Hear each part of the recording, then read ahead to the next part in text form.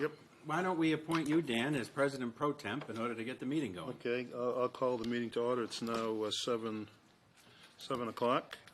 Introductions, I think, are in order. I'm Dan Morgado. I'm the town manager. Bob Cox, Superintendent of Public Buildings. Erin Boucher. Joe Sawyer, Superintendent of Schools. Pat Collins, Assistant Superintendent for Finance and Operations. John Masiello, civilian. Jim Kane from the Board of Selectmen. Chris Girardi, Principal at Beal Early Childhood Center. Okay, good. The first thing we need to do is organize the committee by electing a chair and vice chair. Do we have any nominations for chair? May I please nominate my friend Jim Kane as chair? Okay. Second. Okay, any other nominations? I'd like to nominate Mr. Masiello as vice chair. Okay, vice chair, Masiello as vice chair. Second. Okay, any other people want to go into nomination? I was struggling the first evening. Okay, so I guess motion's in order for chair of Mr. Kane. All in favor? Aye. Opposed? For Mr. Masiello as vice chair, all in favor? Aye. Opposed? I yield Well, to there we you, have it. Mr. Kane. Thank you very much. Okay, so I'm sure we're all very excited about undertaking this aspect of the project as we do the evaluation and move forward. It's worth noting Sandy Frick will be representing the school committee. However, she's, I think, with her daughter on a little trip right now, so she's unable to be here this evening. I think one of the most important aspects of what we'll be doing is ensuring that the public understands the MSBA process and how one goes about evaluating this. It's not just the question of Beal, but rather more of a system-wide.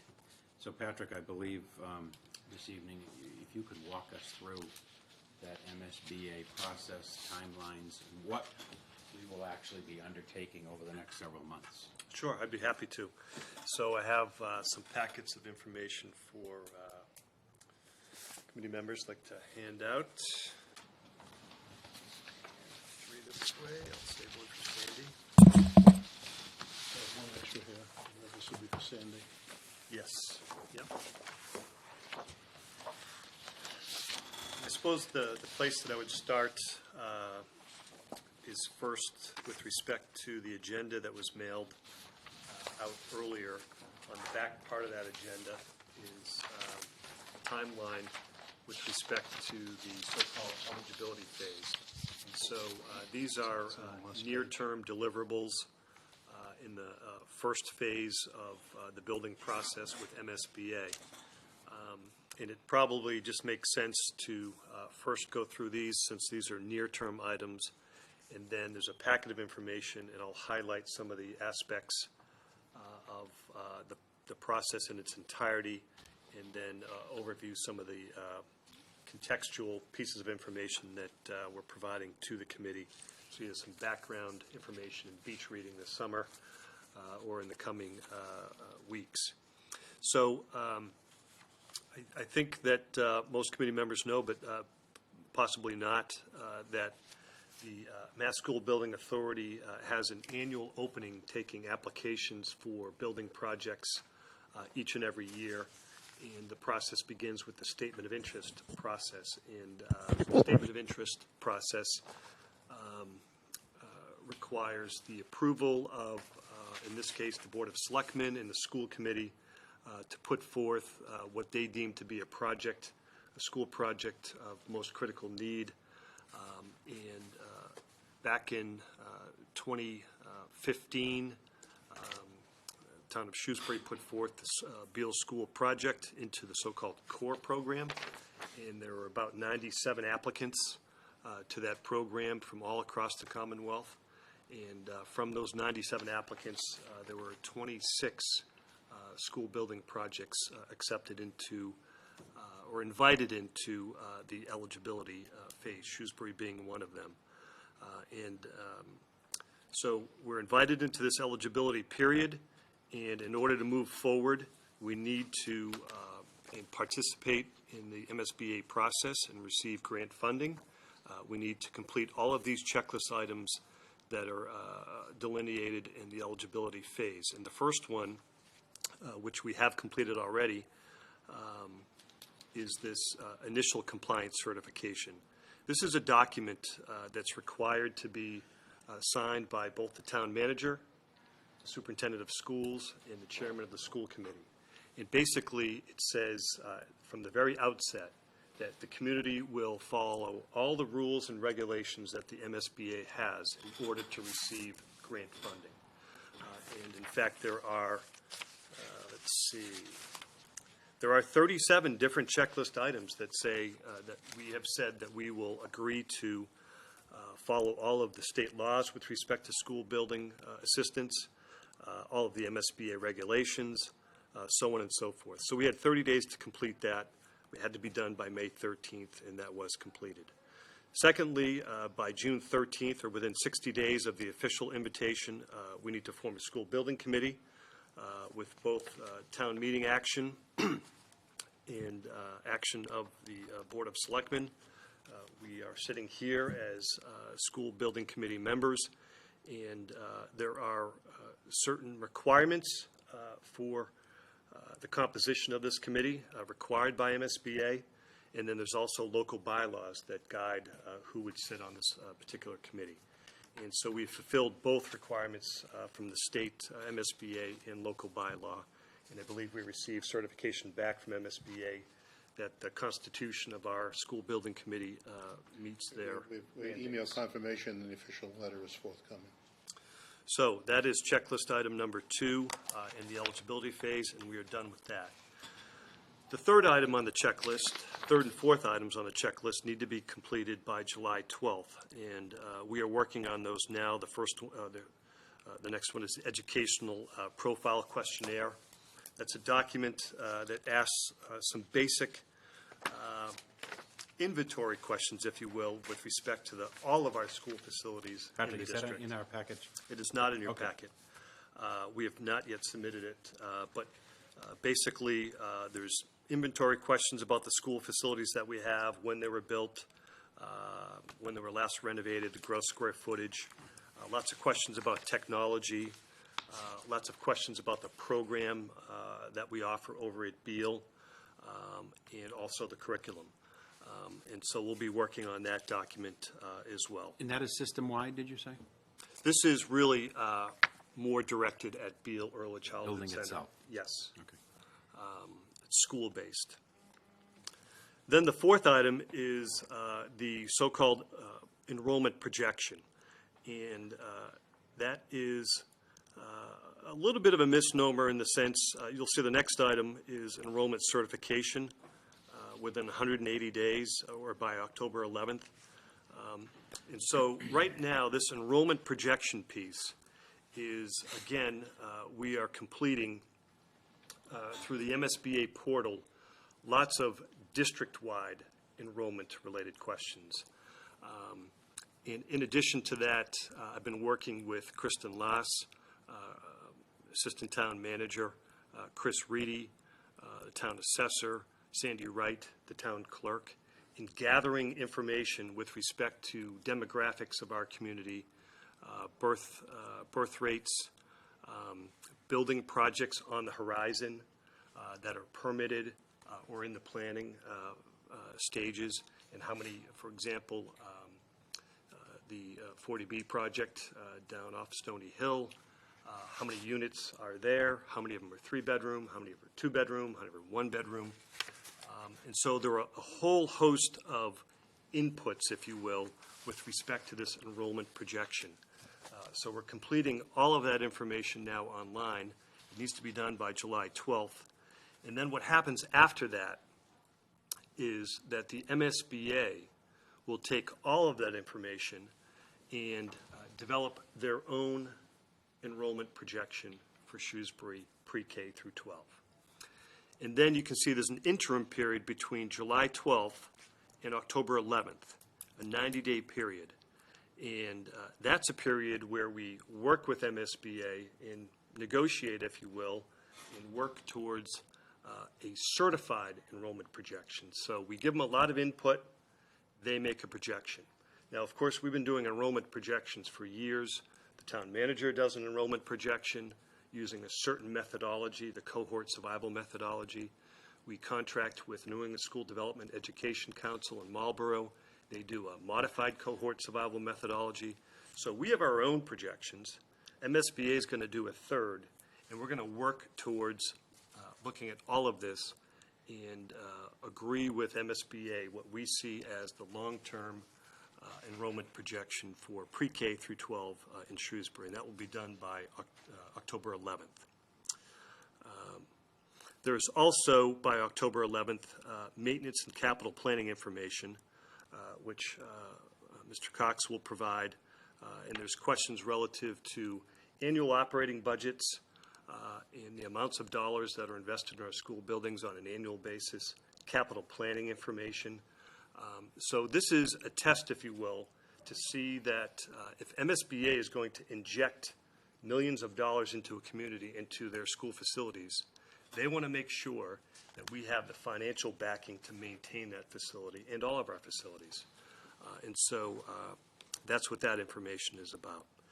And then finally, by January 9th, 2017, this community, in order to proceed into the next phase, the feasibility study phase, this community needs to appropriate the funding for the feasibility study itself by January 9th.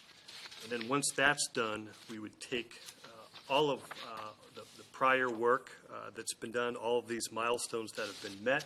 We would take our certified vote locally to show them we've appropriated the dollars for the feasibility study.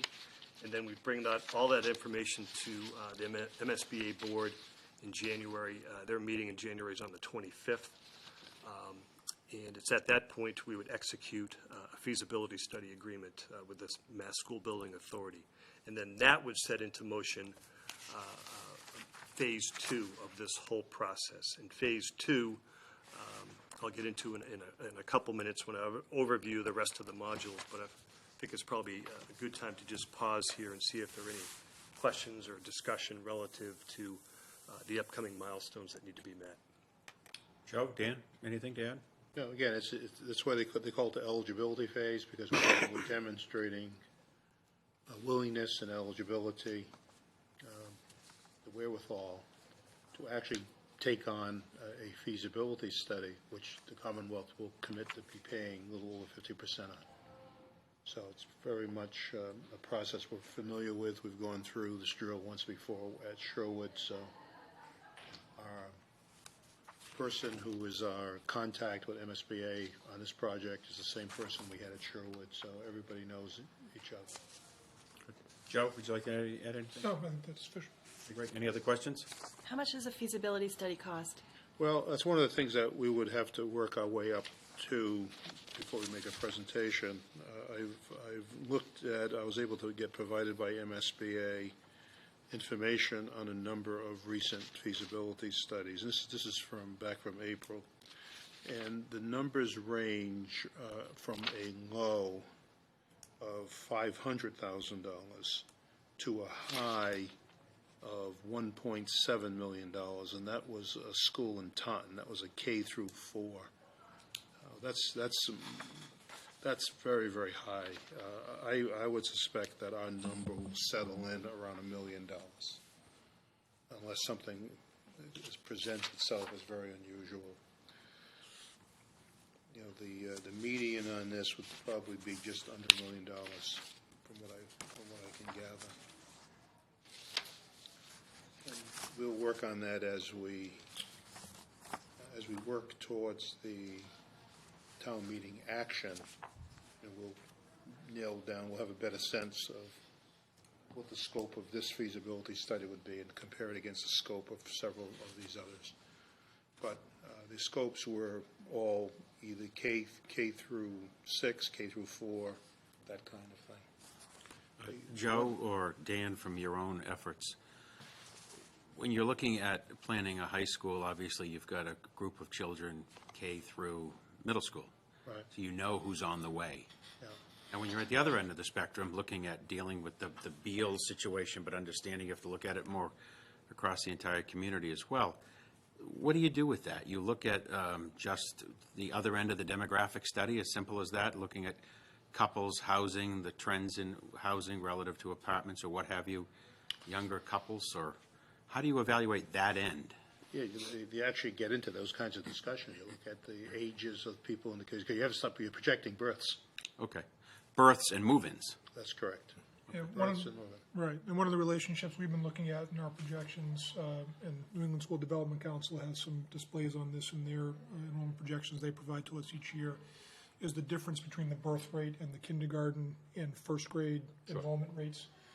Because certainly there are plenty of students who are born in Shrewsbury and are here to begin school, but there are a number of families who move to Shrewsbury before their children, or as their children are becoming eligible for public school in kindergarten or first grade. And the K and 1 has always been a bit tricky because one reason is that we don't have enough seats. Some families want to have full-day kindergarten. We haven't been able to provide it to everyone who wants it. And then there are some families who have their students in private preschools that go all the way through kindergarten. They'll keep their child there and then start with us in first grade. So we look both at the birth to K, birth to first grade, even K to first grade. What are those numbers over time looking at? So that's another ratio that I think is important to consider. But as Mr. Morgado and Mr. Collins both said, looking at what are some of the demographic trends as well in terms of what's that replacement rate, so to speak, Yeah. if you have empty school-age children, when new housing is developed, what profile of families are moving in there, depending on the number of bedrooms. And town meeting just took action recently, of course, on this newer trend of duplexes popping up with more bedrooms and that sort of thing. So those are all things that we'll have to look at carefully. The enrollment piece, the projection piece, that's really the critical aspect of what we're doing here. Remind me, who is going to Beal today? A few years ago, one of our children went there for first grade. She swung out from Floral because of the number of children. Is Beal just kindergarten now, or Beal is kindergarten and grade 1 this year. and grade 1? So Okay. this year we have 6 full-day sections of kindergarten, 6 half-day sessions of kindergarten, AM and PM, and then we have 4 first-grade sections. Next year we'll be going from 4 first-grade sections to 3, and increasing a full-day section there to try and get more full-day offerings to our families. Now, are they swinging out from Floral as they did in the case of my daughter? or- It's Floral. We started using Beal for overflow space from Floral Street in the late 90s, and like 1 or 2 years after Floral Street opened in 1997. I think it might have been a high water mark at some point, and I forget the exact number, but in the late 90s, early 2000s, I think we had as many as like 6 or 7 first grade sections over at Beal, and we had some big influxes of students. But it's settled out typically with somewhere between 3 to 5 sections of first grade, depending on the year. A couple of years right before the override happened, we actually had all the first graders going to Floral Street, and that was more of a budgetary issue in terms of number of teachers we had available, which made the Floral Street building extremely overcrowded. It was not a desirable situation to be in. And then when we were able to add teachers with the influx of override funds, we returned to staffing some first grade sections at Beal. And that has shifted from year to year. We'll actually have the same number of first grade sections next year, but we'll have one more at Floral Street because we're actually going down 1 fourth grade section next year. So we'll try to obviously maximize Floral Street first, and then whatever swing space we need for first grade has been offloaded over to Beal over the years. But we haven't had sufficient space for Floral Street since year 2 or 3 that it was open. Exactly. Year 2, because in year 2, we started to cannibalize different. We started converting spaces Yes, there exactly. first as well. Yes, absolutely. John, I think you had a question. Upon completion of this feasibility study, is that when we're prepared for estimates and what any final facility would look like? That comes later. Yeah. In Module 5. So we would, and that kind of gets into the next segment here, which I can move on to the next topic if you'd like, Mr. I Kane. think we go through the materials, we'll be able to answer that question for you. Great. Go ahead, Patrick. Okay, so a good segue. This cover sheet basically just provides, again, a lot of background reading for committee members. The first, and I'm just going to highlight some of these things and address Mr. Masiello's question. So the first one is the MSBA building process overview. There are 8 modules, and that's this document that's colored here first. And probably the second page is the most informative. in terms of the 8 different modules of building a public school with MSBA. We are in Module 1, again, in the eligibility period. We were invited officially on April 13th is when our start date began for the eligibility period. And this period, again, ends with completing all of these milestones, and the culmination of that with an appropriation for a feasibility study. Once that's done, we enter into Module 2, which is, they call it the project team, and that's at that point, we would first hire an owner's project manager. We would take a subgroup of this committee, maybe 3 to 5 members, and then procure with the funding that we've been appropriated an OPM. Once that's done, then the OPM will assist us in hiring a designer. And each of those contracts, if you will, and hirings have to be approved by Mass School Building Authority. So it's again, working in tandem with them and with their approval. And we have a little more flexibility on the OPM than we do on a designer. So that's something we have to consider. When we hear the word designer, interchangeable with architect? Architect, yes. Module 3 is the feasibility study itself, and I'm just going to read these words because I think they're most informative to the process.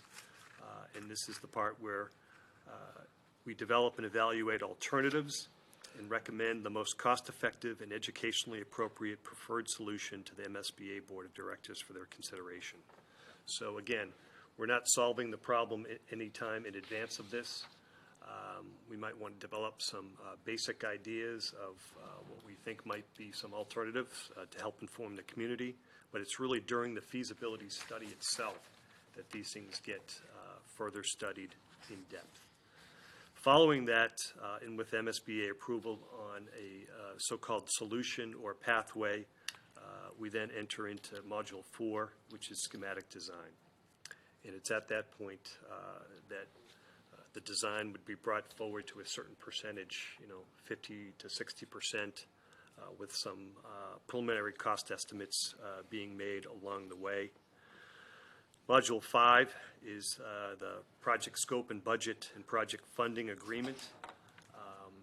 And this is the part where we have, again, some preliminary cost estimates for the project, and then we would need to secure funding locally in order to proceed.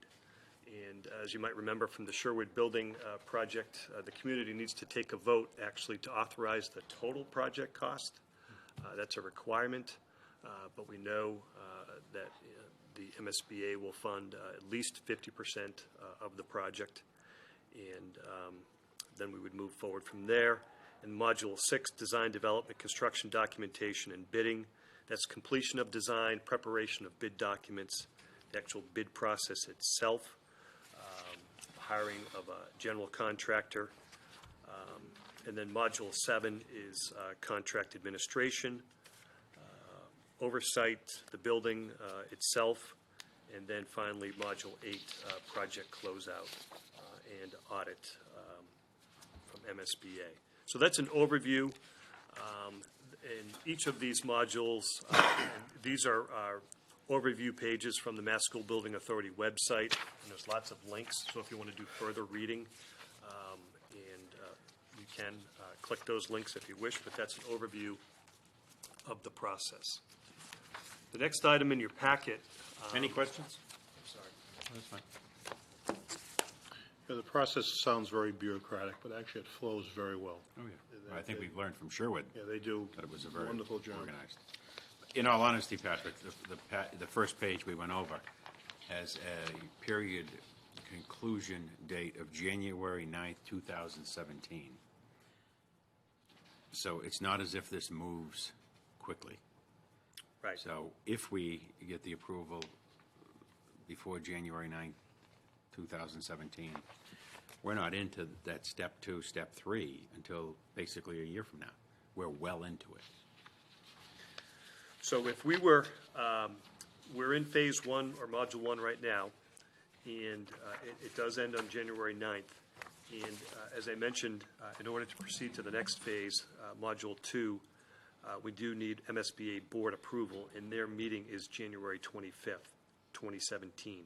Yeah. So if we are successful in that point, it would be in January that we would segue To into that. module two, To module two, that's right. so it's still a long way off. Right, it would take probably a couple of months to hire the project Oh, sure. team.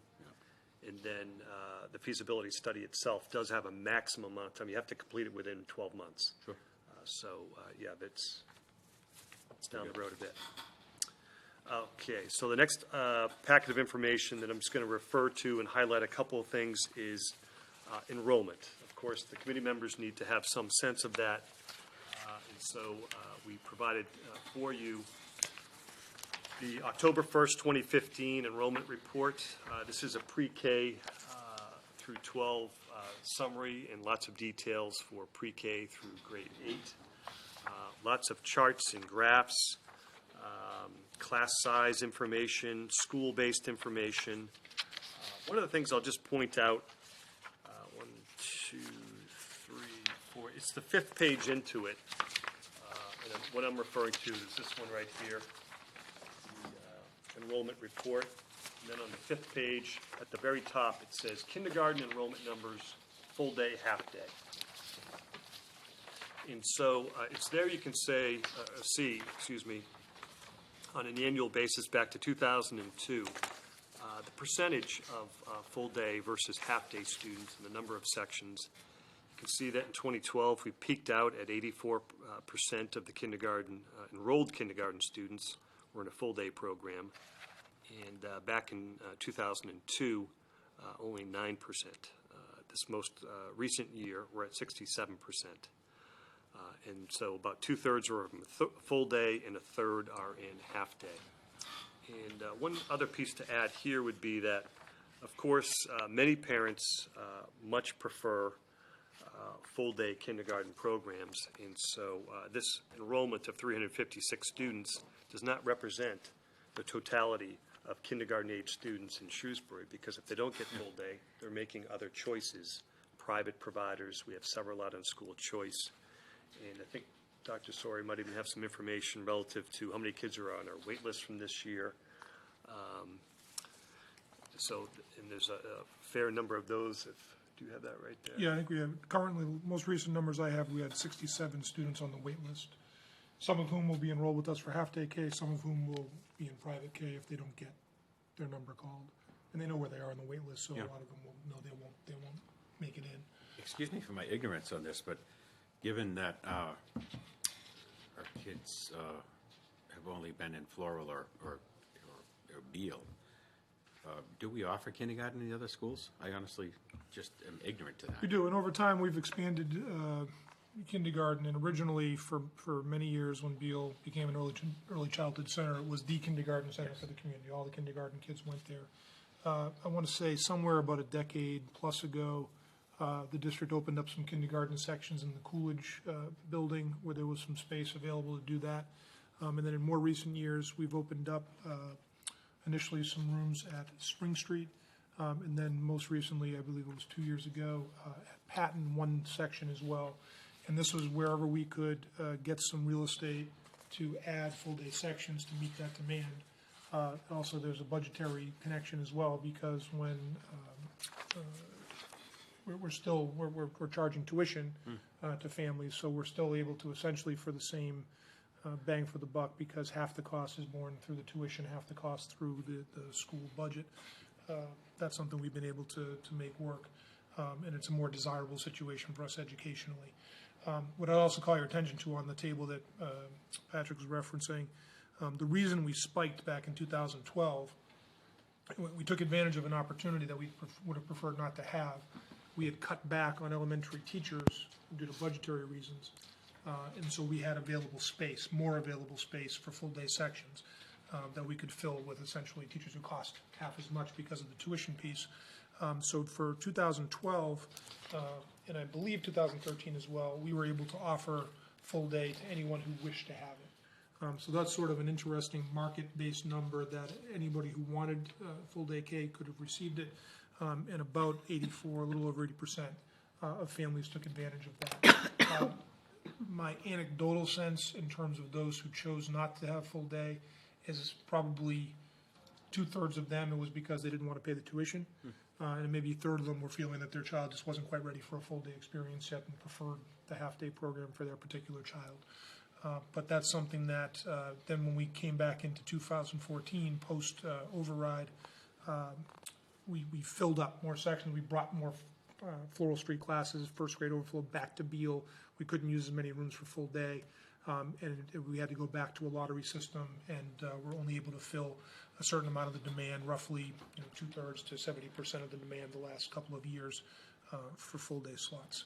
But that does include sections at Beal, a couple of sections at Spring Street. We're going to have a third next year at Spring Street, 3 sections at Coolidge, 1 section at Patton. Do you still use the building behind the post office, or is Beal just in the brick building?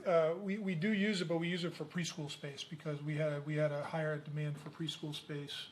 And just for those who are watching or not as familiar, we're required by law to begin educating students who have a significant enough special needs when they turn age 3. And so we need to provide public education services to them, and that includes providing preschool experiences that include essentially an equal ratio of non-disabled peers. So we're required to have a preschool program that includes both students with learning disabilities as well as students who do not have learning disabilities.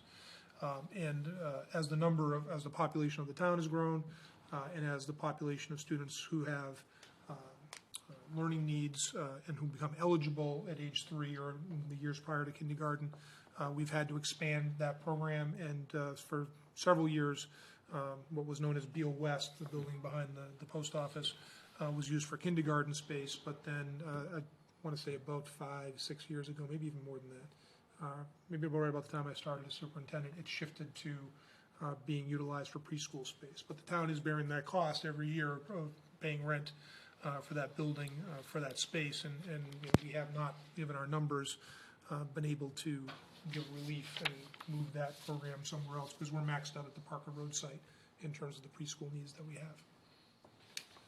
Very good, thank you. John, did you have a question? Yes, do these numbers include the early intervention students? For preschool? Yes. No. So early intervention would happen before they get to us when they No, turn but I age mean, 3. these kindergarten numbers. I'm assuming that they progress from nursery to kindergarten. Right, yeah, so once they come to kindergarten from preschool, yeah, that would And be, are those numbers included in the chart we're looking at? yeah. Okay. So that's totally inclusive of all of our kids who are enrolled in kindergarten. Okay, Right, but thank you. it doesn't show the numbers for the pre-K children. Yeah, preschool is a Pre-K different. would No, be I the- understand that, but they do progress to kindergarten? Yes. Yeah. Yes. In fact, if you turned, I think it's just 1 or 2 pages, it's a pretty good school-based, and maybe it's more than that. 3, perhaps? Right, it shows a. Actuals? Exactly. It shows a school-based, grade level-based. Oh, there we go. There you go. Say at the top, October 1, 2015. And this includes all of our schools, enrollment as of October 1st, enrollment by grade, number of sections, and class size averages as well. And then the bottom right is our preschool program. You can see the 3 different programs there. Parker Road with enrollment 154, head count 154. Little Colonials are students who are up at the high school. And then the Wesleyan Terrace program, excuse me, enrollment of head count of 56. Thank you. Sure. So that is actuals. And then the next document that you have, and we were talking about projections earlier, is a report to the school committee that we made back in November 2015. It's called Enrollment Projection Report. And so what we did here is traditionally we take a look at 2 different enrollment projections for our upcoming, each upcoming school year program, projecting class sizes, excuse me, staffing needs and whatnot. And so we look at both the town manager's projection and then the NASDAQ projection. And so this provides a comparison of both. And all of the details from the NASDAQ report. I won't go through that. I just will mention that all of this enrollment information is on the school district website under the school committee reports. If any community member wanted to look at it, they can look at it as well there. So there's projection information, actuals, projection, and then the final document that you have, that I'll reference again for context, is this nice infographic here from the Strategies for Children organization for this past school year, 2015-2016. Very interesting to look at. You can see there that 92.9% of public school children in Massachusetts are enrolled in full-day kindergarten programs, and most of them at no cost or no additional cost, no tuition to the parents. Those are all the communities in white. And then they broke out other communities that do offer full-day kindergarten programs for tuition. There's 10 communities that charge between about $1,000 and $3,000, and so on and so forth. And then there's only 5 communities in the Commonwealth. Those are the purple ones that have no availability for full-day programs, half-day but no full-day programs. So you can see where we are in that context as well. Again, about 93% are currently in full-day programs. So lots of background information to get this process rolling for committee members. Not to cover it all tonight, but to kind of overview it and provide some additional bedtime or beach reading, I guess. Thank you. Joe, how long has Shrewsbury offered full-day kindergarten in some fashion? I mean, as long as I've been in the school district, I came in 1997, and essentially the same approach that requires us to provide preschool services also applies to full-day kindergarten services. Is going to be a small percentage of students whose learning needs are such relative to their special needs that they, for their academic programming, require a full-day kindergarten experience, and they must have an equal ratio of non-disabled students. So if you, in that chart that Patrick referenced, when you go back to the decade plus ago when we only had, say, 10% of the kids in it, we had maybe a couple of sections of full-day K, and that was it. And then that's grown over time. But that having a couple of sections goes back close to 2 decades, if not even more. Any other questions? Okay, the next item, Patrick, thank you very much for this material. Next item would be the, would you consider item 5 to have been covered in your discussion? The work plan? I would. I think the one thing we probably want to discuss longer term is this potential scheduling or thinking about the feasibility study appropriation timeline. Yes. Well, I was going to ask the manager to, for our next meeting, to come to us with an evaluation of the various options that would be up to, as well as some more. If you can try to get 4 corners around a number, that would be very helpful, because that 500 to $1.5 million is a bit of a frightening range. Yeah, $1.7 million. That's an outlier. Yeah. Okay. So, okay, great. If we could do that. How about the meeting schedule? I would think that the next meeting of the committee should be about the time when we hear back from MSBA the first time on the enrollment projection, because I think that'll be the real point of discussion for the committee as to whether or not we want to press a different approach to MSBA or not. And when do we would expect to hear that? I would think that since we have to give them that on July 12th, we might want to shoot for a meeting right after Labor Day. Okay. And because the deadline on that is October 11th. Yeah. So I would imagine by Labor Day, we should be either have that resolved or be in a point where we're in some discussion with MSBA. I'd like the next meeting, that's fine. I think we can all think about that, and we can try to line it up. Obviously, we have to figure out whether we want to be there just as school opens or just before. But I think we should do it at the Beal School. I think that would be helpful to do a bit of a tour, get a sense of it, sit down, have the conversation. I certainly don't think that would be a bad move for us to be at Beal. So perhaps we could ask the school administration to coordinate with the manager as to what, and God only knows, Bob, what projects you might have going on, exactly what side of Labor Day we pick for that. Okay. I think that makes sense. Is there agreement amongst the board that that makes sense? Sounds good. Yes.